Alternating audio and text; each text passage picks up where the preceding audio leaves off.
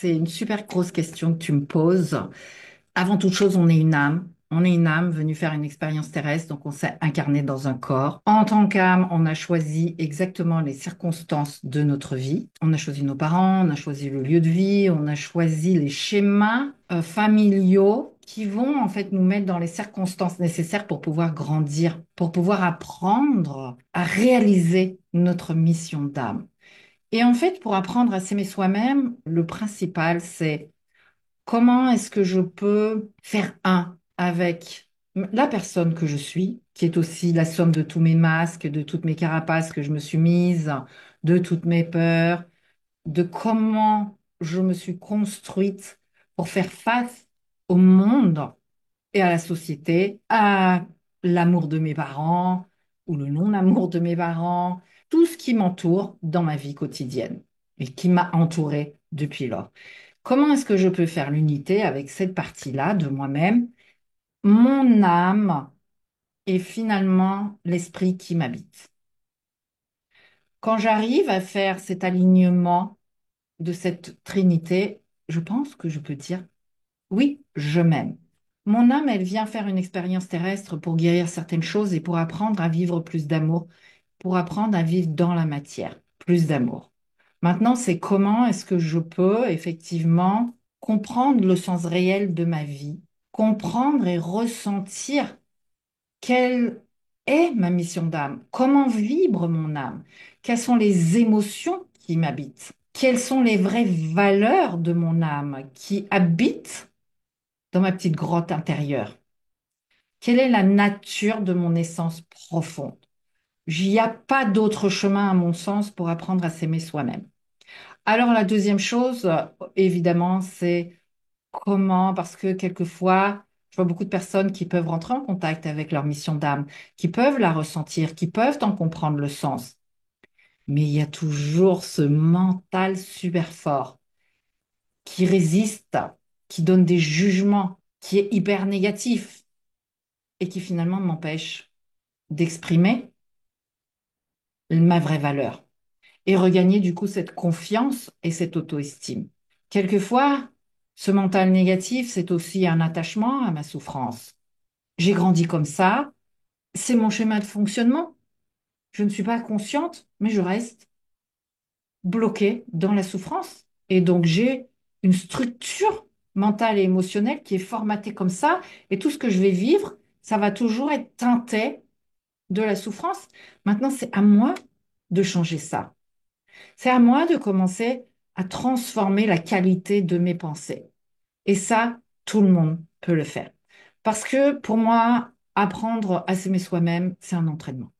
Je ne sais pas si on peut dire qu'il y a des personnes sur Terre qui peuvent vraiment affirmer je m'aime moi-même, comme ça, spontanément, sans jamais avoir fait un minimum de travail en conscience d'éveil de soi.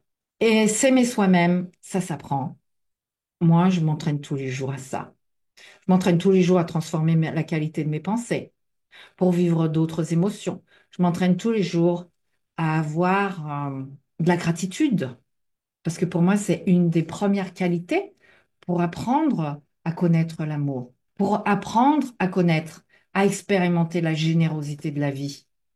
Parce que finalement, la vie est super simple et hyper généreuse. Évidemment, elle a ses hauts et ses bas pour nous permettre d'évoluer, mais elle répond vraiment à la vibration de notre âme.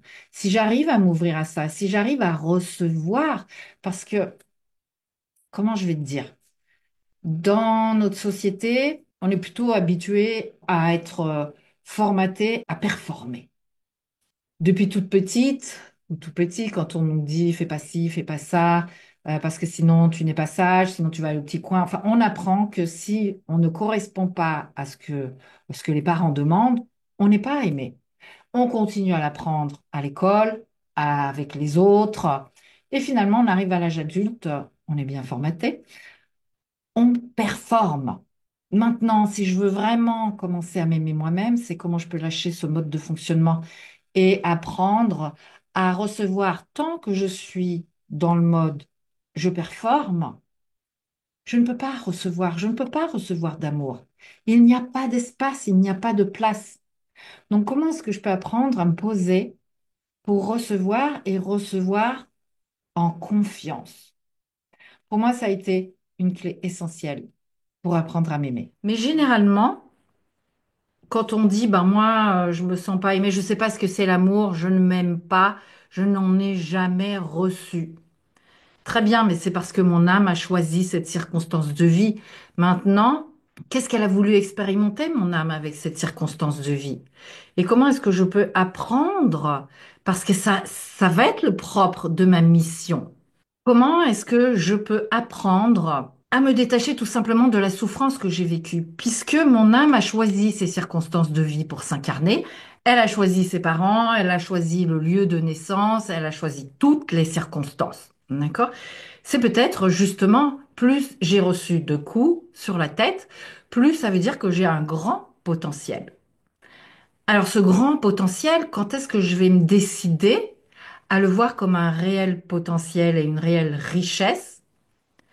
Ou bien, de quelle façon est-ce que je vais rester accroché au schéma d'éducation que j'ai reçu, qui m'ont tapé dessus, et me dire, et continuer à me dire, je ne vaux rien, de toute façon, c'est pas la peine, de toute façon, j'y arrive pas, de toute façon, la vie est dure avec moi, de toute façon, je ne cadre pas, de toute façon, je suis trop différente.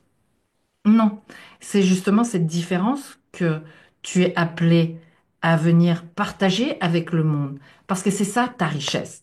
Alors apprendre à s'aimer soi-même, pour moi, c'est premièrement apprendre à retourner au moment présent, parce que c'est là que le mental et les jugements du mental peuvent commencer à se calmer, et puis à commencer à apprendre à reconnaître, c'est quoi mes richesses intérieures, c'est quoi ma différence. Et du coup, c'est, OK, quel courage ai-je? Quel courage ai-je déjà mis en place dans ma vie qui m'ont permis de gagner des victoires malgré les difficultés? Et ce courage-là, donc cette force-là intérieure, comment est-ce que je peux la mettre en action pour décider que oui, j'ai de la richesse, ça c'est ma richesse et c'est ce que je suis venue partager au monde. Comment est-ce que je peux du coup utiliser ce courage et cette force intérieure pour dire au revoir à la souffrance? Ce n'est qu'une fréquence vibratoire à laquelle je suis attachée par habitude et Dieu sait si notre système énergétique aime les habitudes. Donc comment est-ce que je peux commencer à changer mes habitudes petit pas après petit pas.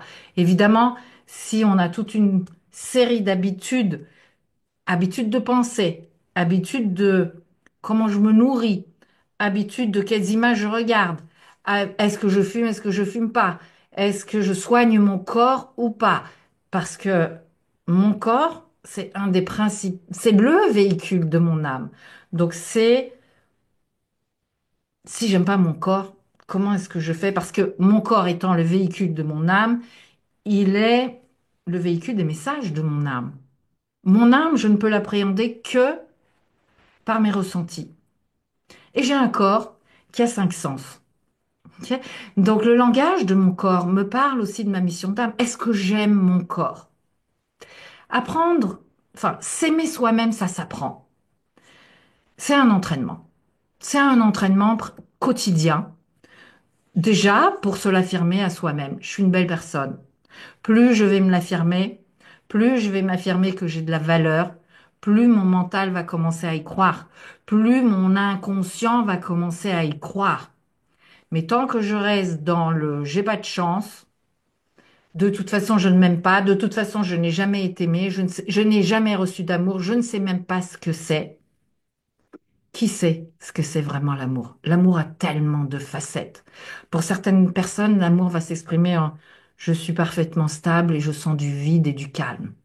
C'est de l'amour. C'est de la présence d'amour. D'autres personnes vont ressentir une joie, une source de créativité, c'est de la présence d'amour. D'autres, ça va être de la douceur.